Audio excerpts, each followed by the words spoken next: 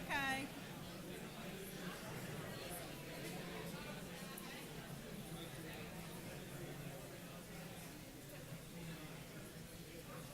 Okay. Can y'all hear me? How are we doing out there?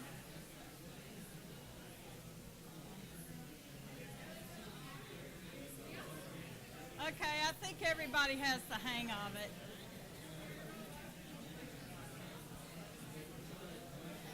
I didn't bring my air horn.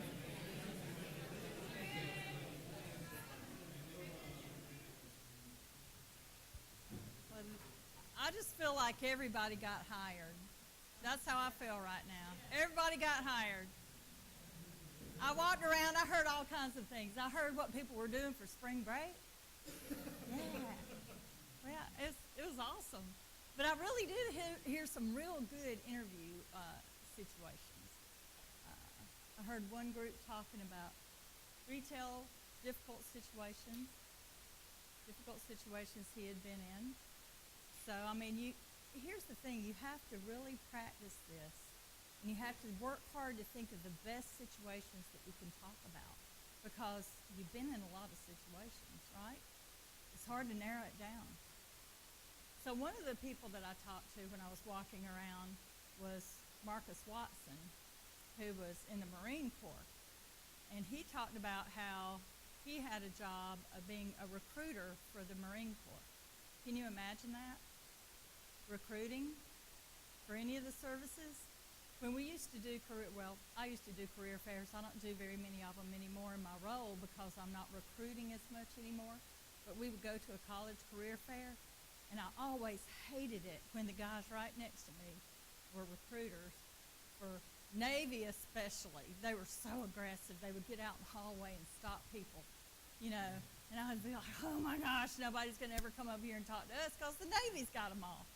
So I asked Marcus if he would take a few minutes to talk to us about different questions that we should probably ask a person who is going to do that job. What kind of things do we need to know as far as competencies and what a person needs to expect or be good at in order to do that? So let's see if I can give you this mic. Come on, Marcus, stand up here by me. He's so nice to agree. So what do I need to know about what's difficult in that role? You need to be able to talk to people. You need to be able to handle rejection every single day. Talk to us about that. So why would people reject you and not want to join the Marines? They got different ideas about what the Marine Corps is and what it's not. A lot of people watch Rambo, think it's a true story. It's not. I mean, you get a lot of that. I mean, parents got objections and everything. You got to be able to overcome objections without getting frustrated, without getting pissed off. So you do that, you mess up the whole area, and then you will not be able to recruit anybody in the area in the future. So what I would ask as a question might be, tell me about a time or a lot of times where you had to deal with rejection, right? Yes. And that would maybe, I'm sure I could ask you that now and you could tell me a lot. So, and one thing I learned is maybe you're put in uncomfortable situations because, so I could say, what kind of uncomfortable situations are you in your job? We have to go around, we call it code knocking, where you have to just go up to a stranger's house and knock on the door and ask if they have a young one in the house and if they're interested in joining the Marine Corps. Or we have quotas that we have to do 100 phone calls a day. You have to get at least 5 code knocks a week before you can go home for the day. So you got to get used to rejection. You got to get used to talking to people, and you can't wear your feelings on your sleeve. You have to go in and talk to parents? Yes. We had competitions where we say king of the living room. When the parents disagree with joining or whatever, we have to go in and change minds. So we have to go into the household and talk to the parents as well as the students. That's pretty amazing. Thank you, Marcus. Y'all give him a round of applause. You had a question? I had a question for Marcus. What was the motto that you as a recruiter had? What was the motto? Yeah. As in,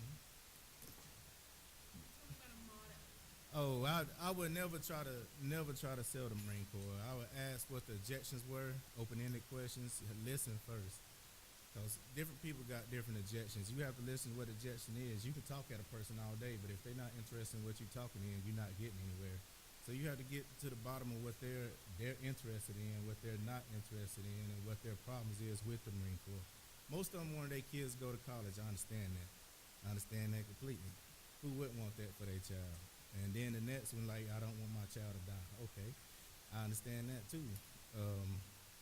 But I can show you a way where your child can go to college. Marine Corps pay for it. It's free. It don't come out of your pocket, and I can give you all the benefits that the college have plus more if you just let your child join the Marine Corps. And I would break that down for them. I would go ahead and put up a whiteboard, put it down the middle, put college on one side, the Marine Corps on the other.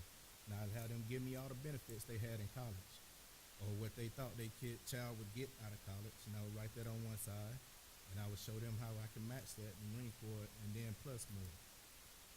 Oh my gosh, that's awesome. Thank you. Thank you for sharing that great example. I'm a big fan of, I support the veterans at Shaw. I'm very involved with that. And I have a nephew who's active duty in the Navy right now. And I know what Marcus is saying. We talked earlier about the questions we ask being a good fit for you. That's what he's talking about. You don't want to talk anybody into joining the Navy or the Marines or any of the armed forces. You don't want to talk anybody into that. That's not your job. As a recruiter, your job is making sure that you find a person who matches your company or your organization. So when you're thinking about this, think about those things that he said. Because that's a much more serious decision than joining most organizations, in my opinion.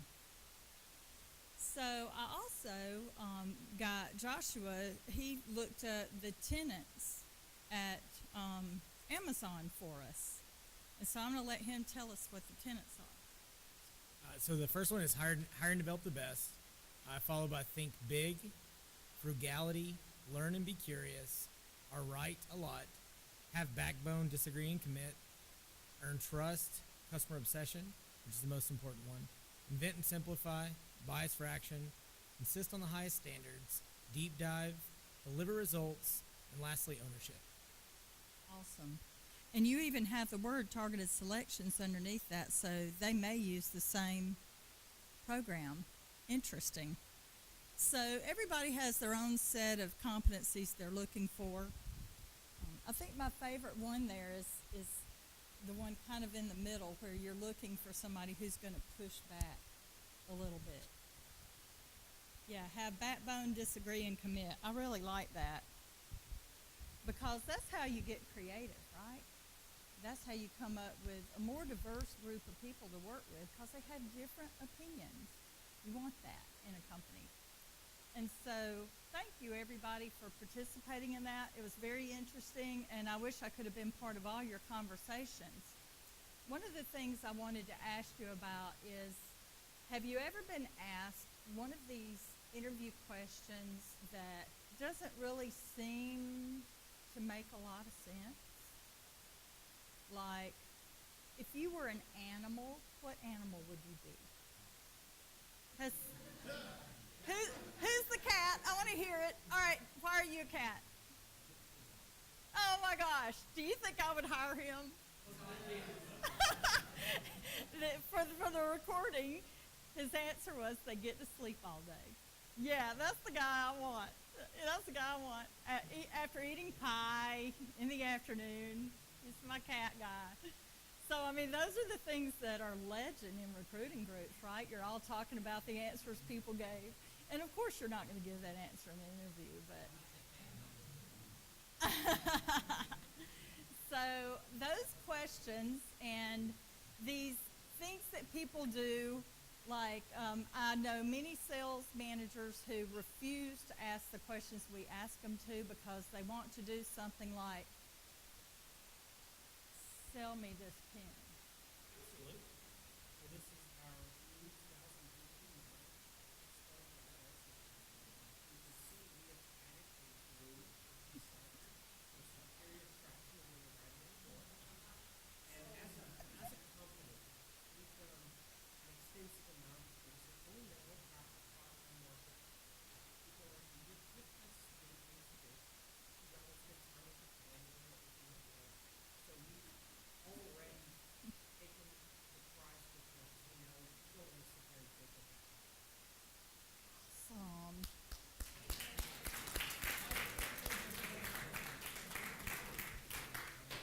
what can I say? That's why they do that. And we didn't practice this, I promise, okay? I didn't tell him about this ahead of time.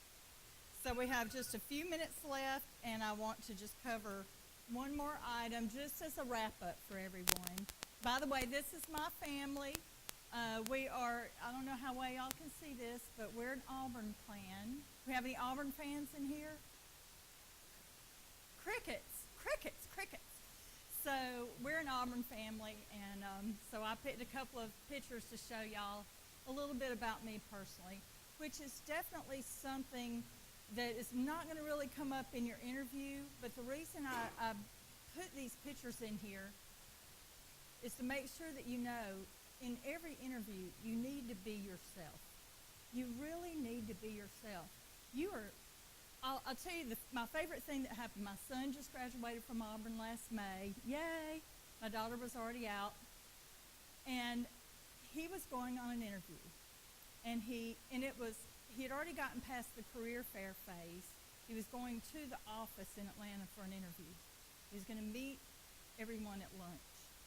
And he said, and he is a building science major, okay? So he does construction management. What do you think he dresses like every day? Khakis, golf shirt, boots, sometimes blue jeans if it's a early stage job site, okay? So he asked me, what do you think I should wear? Should I wear a suit? I'm like, well, who's going to be at the interview? He's talking about all the management team that's going to be there, and I'm like, what do you think you should wear? And he goes, well, I wore a suit at the career fair. I think I should wear my khakis and my boots and my golf shirt like I wear every day, because he had done internship. He knew what job sites were like. I'm like, are you going to be comfortable in a suit? And he said, no. I said, well, be yourself. Dress the way you know you should dress for the job site, for you, and be comfortable.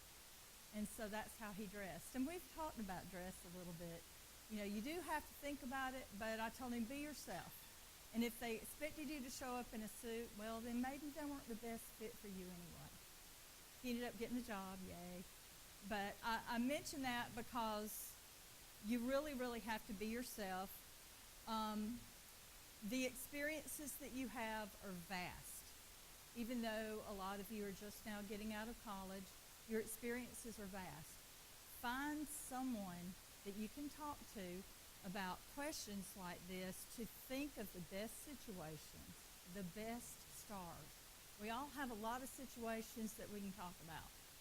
Think about the ones that gave you the best results that you can talk about and practice, because then they'll be in your mind. Write them down, practice, role play a little bit. And the more that you can do that, the more prepared you'll be for different situations that sometimes apply to a lot of competencies.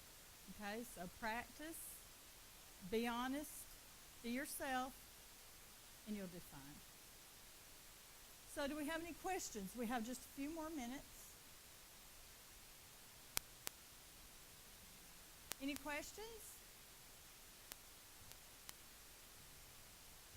Dr. Helms, do you have any questions for the group to close us out?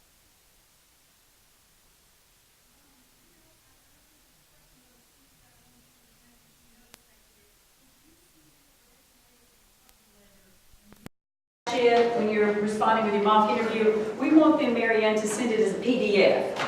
That way when somebody opens it, it doesn't get all wonky in Word and it changed format. So if you save that, just file, save it as a PDF. That way it looks exactly like you intended it to, with the margins and everything. Can you, one of the things I'm going to ask you all as you go on your mock interviews, if you'll send me a quick email too about some of the questions they ask you. I hope everybody does what Professor Sasser said today, does the behavioral-based interviewing. But if you have a lot of different types of questions, those odd outlier questions, I want to know so I can share those with the whole class. So if you send those to me, and we'll see what the community's up to. Yes. Other questions or thoughts? We'll ask Professor Sasser to hang around just a second if you have any questions. Let's give her a hand for being here with us.